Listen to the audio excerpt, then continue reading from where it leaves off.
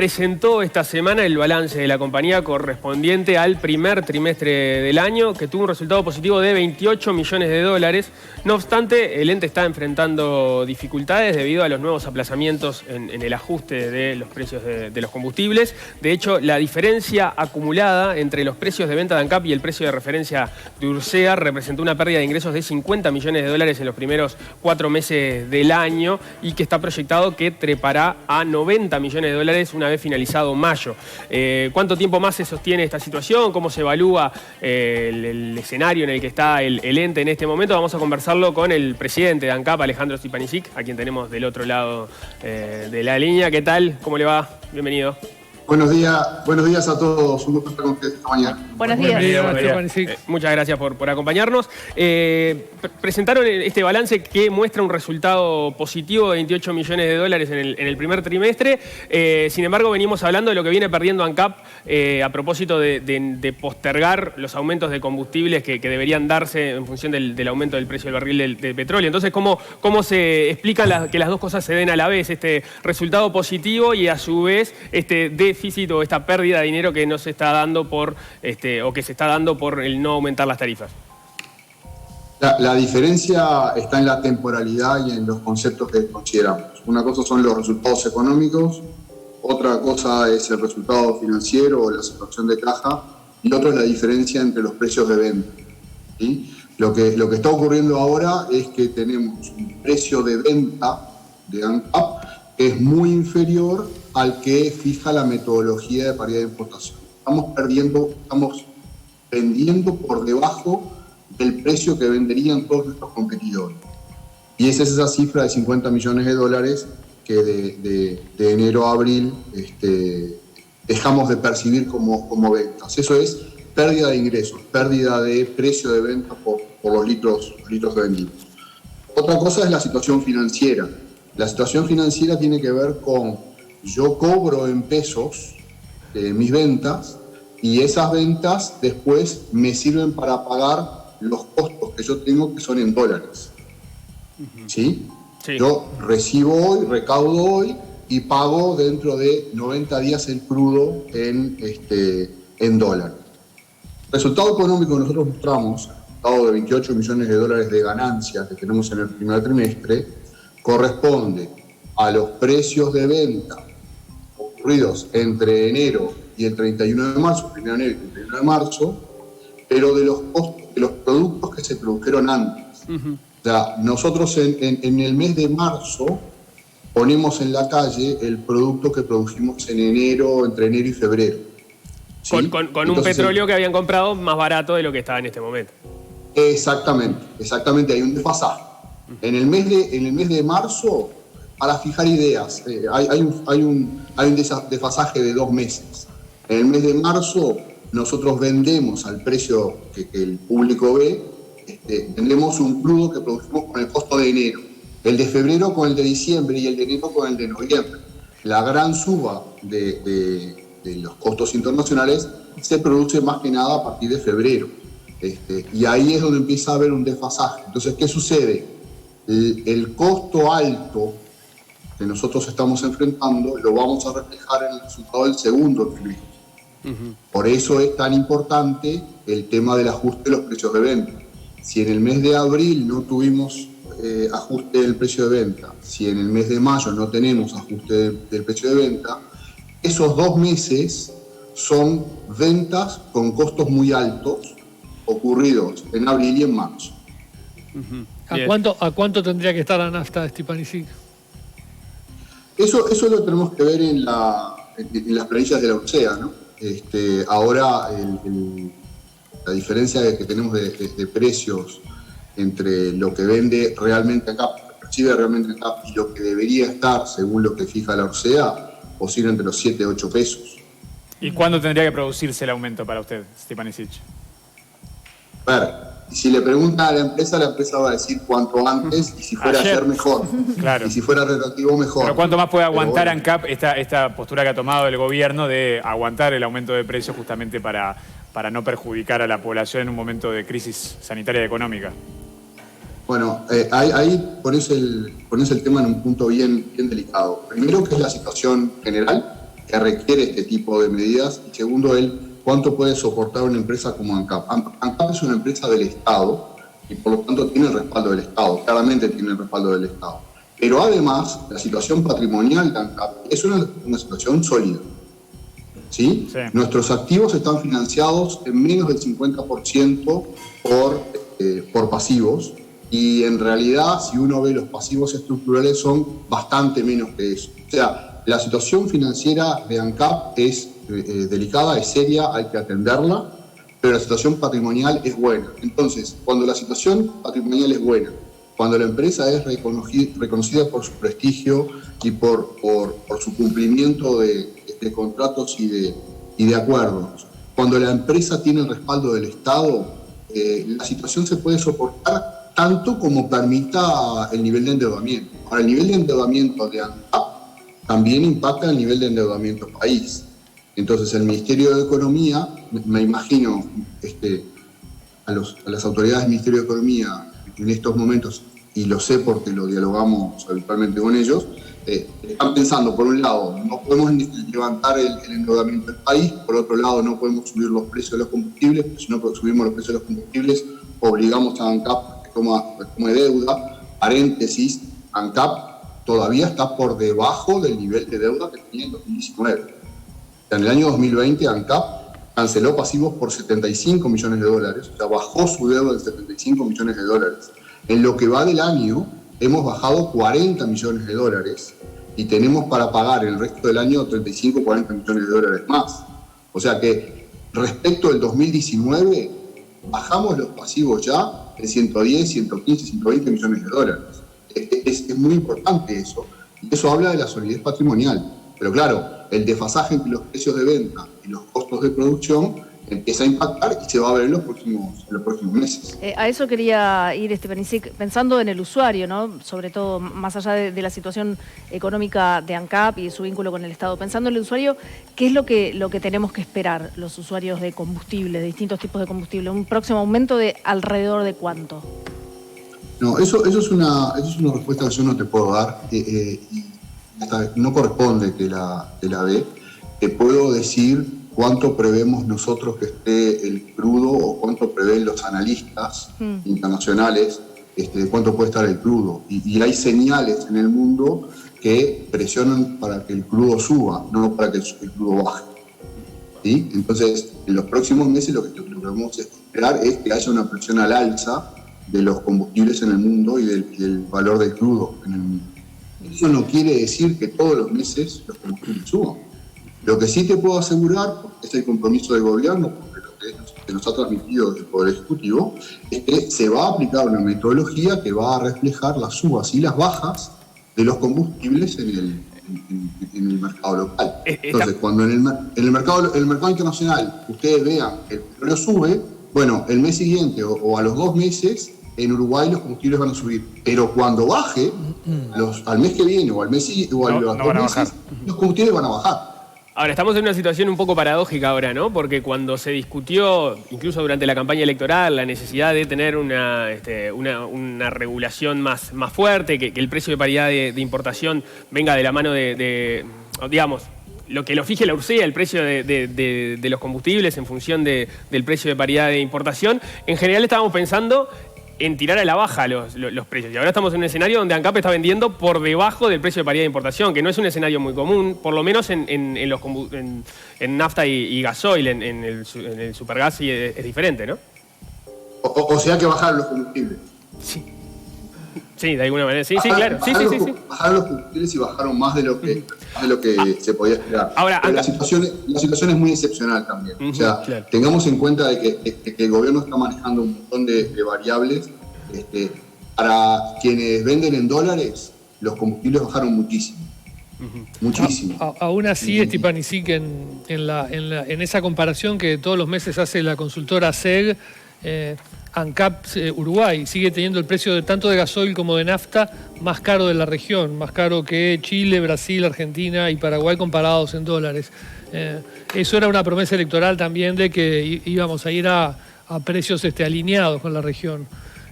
Leonardo, dos cosas. Las promesas electorales habrá que preguntarle a quienes las prometieron.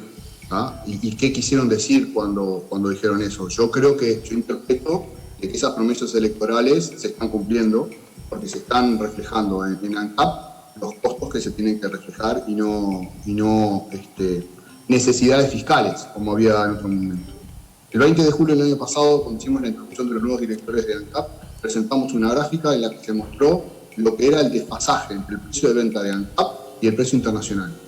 Entre 2015 y 2019, esa brecha superó los 600 millones de dólares. En diciembre del 2015 hubo una capitalización de ANCAP de 600 millones de dólares y luego se le pidió al público, a través de las tarifas, 600 millones de dólares más.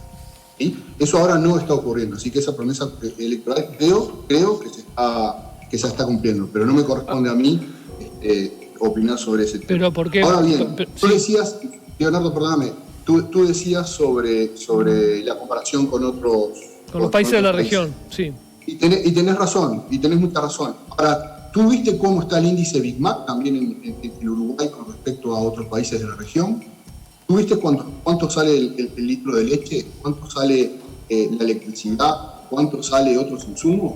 Nosotros también tenemos que tener en cuenta que para competir con países de la región, o bien nos abrimos totalmente de fronteras e intercambiamos y formamos parte de un mercado integrado, en un mercado donde todo sea comparable, o empezamos a reconocer que estamos lejos de los mercados centrales y que somos un mercado local muy chico. Perdón, pero la electricidad, Stipanisic, en la región Uruguay sigue siendo de los países más caros también, ¿eh? Pero por eso lo digo. Y dije la leche, creo que la leche debe estar bastante más abajo. O sea, cuando uno compara un sector o compara un producto, te dan esas comparaciones. Ahora, se le pega muchísimo a los combustibles. Pero entendámonos, el precio de los combustibles, el costo final de los combustibles para el cliente no es un tema solamente de ANCAP. Creo que lo he dicho alguna vez, el pueblo uruguayo paga 2.400 millones de dólares por año de combustibles, y de esos 2.400 millones de dólares, 1.200 o 1.300 llegan a ANCAP. El resto quedan por el camino, quedan en la distribución de combustibles, queda en impuestos y queda en fideicomiso. A ANCAP le llegan 1.200. ANCAP más o menos procesa 16 millones de barriles por año. Esos barriles cuestan hoy entre 60 y 70 dólares por barril. O sea que gastamos algo así como 900 millones de dólares solamente en crudo. Quiere decir que el factor ANCAP, el problema ANCAP, el tema que tenemos para gestionar, se reduce a 300 o 400 millones de dólares. Y el factor humano en ANCAP, el costo laboral de ANCAP, cuesta 120 millones de dólares. Soy el primero en reconocer, soy el primero en hacer la autocrítica de las ineficiencias que todavía tenemos en ANCAP, de los procedimientos que tenemos en ANCAP que tienen que mejorar, pero por favor también tengamos en cuenta que ANCAP es una administración pública, es una empresa pública. Si a ANCAP se le van a exigir condiciones de competencia, tenemos que tener herramientas de competencia. Con las herramientas que tenemos todavía nos queda por mejorar y vamos a mejorar. Pero los combustibles no es un tema, no tienen una raíz solamente en ANCAP. Está distribuido a lo largo de la cadena y me consta que el gobierno está haciendo avances y está haciendo cosas para cambiar esa realidad. Capaz que ahora nos metemos en dónde se pueden mejorar las ineficiencias, pero antes me quedaba una duda.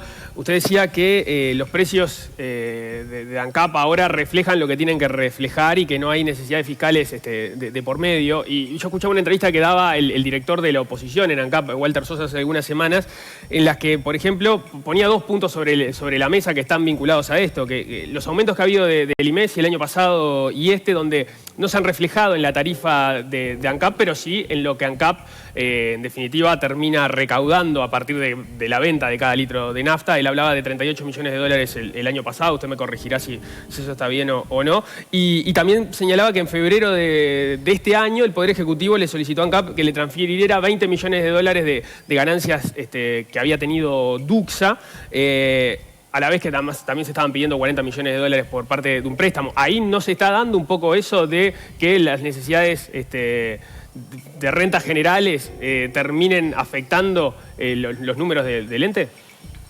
A ver, no. Por un lado tenemos el tema de la recaudación de impuestos. Y en eso coincido con mi compañero Walter Sosa.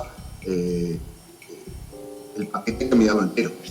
Si el precio de venta al público es fijo y aumenta el IMESI, obviamente se deterioran los ingresos de ANCAP. Eso es cierto, eso ha pasado, eso lo hemos manifestado. Si hay un esfuerzo que hemos hecho en este año y poco de gestión, es tratar de transparentar lo más posible los números, para que podamos hablar sobre hechos y no para que estemos hablando sobre opiniones. Pero ahí estamos en escenarios donde las tarifas podrían bajar, pero las necesidades de rentas generales o las decisiones del Ministerio de Economía hacen que no baje, porque si el IMESI no aumentara y ANCAP mantuviera los niveles de rentabilidad que está teniendo ahora, podríamos tener un precio más bajo. No por el precio del petróleo, pero cuando se tomó esa decisión sí. Eso se traduce por bajar los impuestos, ¿no? Claro. Eso se traduce por bajar los impuestos. Sí. O sea, bajar los impuestos, todo el mundo quiere, todo el mundo le reclama a cualquier gobierno que baje los impuestos. Pero los impuestos son los ingresos que tiene el Estado para pagar sus costos. Los costos del Estado, desde hace un tiempo a esta parte, están fuertemente indexados. Entonces suben y son muy rígidos. Eso se lo escuché decir varias veces al actual director de la Oficina de Planeamiento del Presupuesto o a la ministra de Leche. Varias veces vemos que cuando se indexan un montón de conceptos, le perdés control. Y se ajustan solo y se ajustan al alza. Entonces, la baja de impuestos tiene que ver con reducción de costos. La reducción de costos tiene que ver con la forma de fijación de esos costos y la eficiencia con la que se produce. Bien, y después respecto a la situación de Dux, esos 20 millones de dólares que se transfirieron a rentas generales. Eso es cierto, hay una disposición legal que le permite al gobierno capturar los dividendos de las empresas vinculadas a las empresas públicas como si fuera un aporte a rentas generales que ANCAP no hace. ANCAP el aporte que hace lo hace a través de la recaudación del IMESI. Ahora bien, esa solicitud, que el año pasado fue una solicitud de emergencia para el fondo COVID, que este año se reiteró, está en suspenso, no se está ejecutando. No hemos trasladado a la OPP, formalmente estamos incumpliendo con el pedido, pero en un acuerdo con el Poder Ejecutivo para manejar las finanzas de ANCAP como un todo. Bien. Por otro lado, ANCAP ha presentado recursos y creo que hay como unanimidad en el directorio en ese tema respecto a la forma que se está calculando la metodología del cálculo del precio de paridad de importación. ¿Cómo les ha ido con eso? Porque esa discusión se les va a venir arriba ahora en junio cuando efectivamente la URSEA empiece a fijar el precio del combustible para ANCAP, ¿no? Vamos a comprender también la mecánica del mercado. La URSEA llamó a expresiones de observaciones a todos los actores del mercado sobre la metodología de paridad de importación. Y si mal no recuerdo, sobre la metodología hubo 6, 7 u 8 recursos en los que se planteaban discrepancias. Unos por más, otros por menos. Lo que hizo ANCAP fue, desde la óptica de ANCAP, desde la posición de ANCAP y desde la defensa de la posición de la empresa, y quiero ser preciso, de la posición, no de los intereses del país, desde la posición de la empresa, dijo, a nosotros nos gustaría que se calculara esto de esta manera. Eso es un tema formal. ¿Sí? Ahora bien, la URSEA es la autoridad, la URSEA fija los precios, y si estamos en desacuerdo o no estamos en desacuerdo, los precios los fija la URSEA y los vamos a respetar. Ahora bien, estamos trabajando continuamente con la URSEA para perfeccionar algunos cálculos. En el directorio hubo unanimidad en presentar el recurso, porque si no presentamos el recurso, la URSEA podría dar cabida a un recurso opuesto a los intereses de ANCAP y tirar para otro lado. Es como si yo dijera, yo quiero 0 y otros quieren 10. Si yo no presento el 0, no le doy los argumentos a la URSEA para defender frente a un recurso de 10. Entonces, lo que nosotros hicimos fue dar todos los argumentos para defender un extremo. Hay otros que defendieron otro extremo. La URSEA se mantuvo en sus opiniones, no cambió, hizo un ajuste desde que presentó la metodología hasta que le empezó a aplicar, o sea, consideró algunas de las observaciones recibidas. De hecho, hay una de las observaciones que hizo ANCAP, que la URSEA la consideró, la enteró como razonable, tiene que ver con el nivel de inventarios que se tiene que entender en el sistema, que se tiene que contemplar en el sistema, porque estamos hablando de 3 millones de barriles más o menos de inventarios que tiene que haber en el sistema. No es lo mismo que sea 1 millón que sea 5 millones. ¿Sí? Porque el costo financiero, el costo de mantenimiento de eso. Entonces, ese tipo de cosas son eminentemente técnicas. Pero ¿cuánto la podrían ley- implicar de esa diferencia que hay entre cómo lo va a calcular la UCEA y cómo ustedes entendían que había que considerarlo? ¿Cuánto podría complicar ANCAP, tener que vender el precio que va a decir la UCEA? Mira, ¿sabes lo que sucede? Que hay cosas antes de eso que son más relevantes. No le quiero sacar el foco de la discusión, le digo, pero a ver, en la diferencia que hay, tenemos que aceptar cuál es el riesgo que podemos asumir como país de una ruptura de stock. ANCAP no ha roto stocks. ANCAP tiene inventarios de seguridad tales que frente a cualquier situación, ANCAP responde. Por ejemplo, en el mes de marzo, una cosa insólita y que yo no recuerdo que haya pasado en muchos años en ANCAP, un embarque de crudo se demoró 30 días respecto de la fecha original, frente a la ventana original. Hubo un lío en otro lado y el barco no llegó como tenía que llegar, llegó 30 días después. Nadie se enteró. Nadie se enteró porque ANCAP maneja los stocks y maneja los inventarios de forma tal de cubrir esas cosas que pueden pasar una vez cada muerte de obispo, pero esta vez pasó y nadie se enteró. Ahora bien, eso tiene un costo. Claro. ¿Estamos los uruguayos dispuestos a tener un día, 2 días, 3 días, una semana sin gasolina? La seguridad cuesta. El seguro hay que pagarlo. Entonces tenemos que ponernos de acuerdo en ese... ¿Y ese costo hay que trasladarlo a los precios? En muchos casos. ¿Y el precio de la UCEA de referencia queda por debajo de lo que ANCAP puede asumir? No. Eso se está conversando, se va a seguir conversando y eso se contempla. Y obviamente que tiene que trasladarse a los precios porque el consumidor lo que paga es el producto y la disponibilidad del producto, el acceso al producto. ¿Sí? Yo cuando hablamos de estos temas, decía, no es lo mismo que el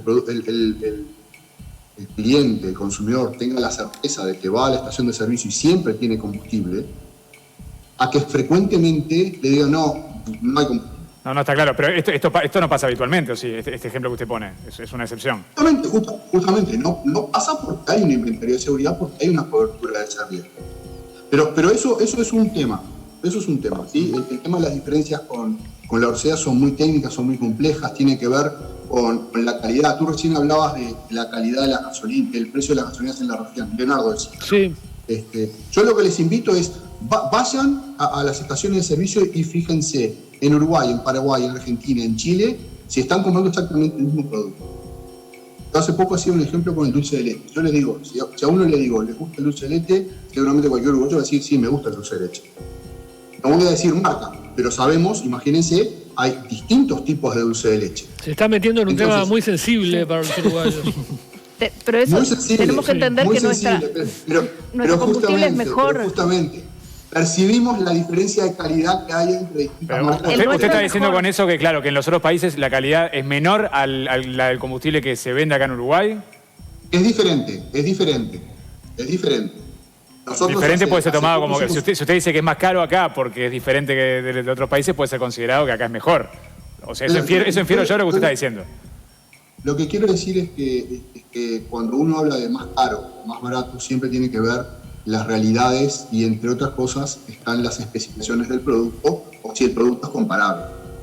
Creo que el ejemplo del dulce de leche refleja bien. Hay un dulce de leche, no quiere decir que el más rico sea el más caro. A mí me gusta el más barato. A algunos les gusta más cremoso, a otros les gusta menos cremoso, más líquido, más fluido, no sé, más oscurito, más clarito. Es un tema de calidad. Entonces ahí hay un tema. El otro tema es la gestión del riesgo. El otro tema que planteabas tú era la diferencia que tenemos con la UCEA. Pero yo decía, la diferencia con la UCEA, para nosotros en este momento el aspecto más relevante de todos los aspectos de precio en este momento es si todos los productos van a estar a paridad de importación. Entonces, si todos los productos estuvieran a paridad de importación, con las gasolinas, ustedes ven la evolución reciente, la evolución de la gasolina está bastante alineada con la paridad de importación. El año pasado estuvo un punto por encima, el gasoil también estuvo alineado con la paridad de importación de la UCEA, ¿sí? Sin embargo el supergas no. Entonces yo les digo, ¿de qué manera vamos a manejar subir a paridad de importación el supergas si el supergas tiene que subir el kilo de 50 a 100 pesos? Ojo, eso correspondería. pero razonablemente no podemos subir de golpe de 50 a 100 pesos. Entonces, si no subimos de 50 a 100 pesos, lo que va a ocurrir es, supónganse que ANCAP vende 3 productos nada más: gasolina, gasoil y supergas. Gasolina a paridad de importación, gasoil a paridad de importación, por debajo de la paridad de importación. Si el año siguiera como viene, y nosotros no aumentáramos los ingresos y los costos se mantuvieran igual, el subsidio que ANCAP le aporta al supergas este año rondaría los 90 millones de dólares.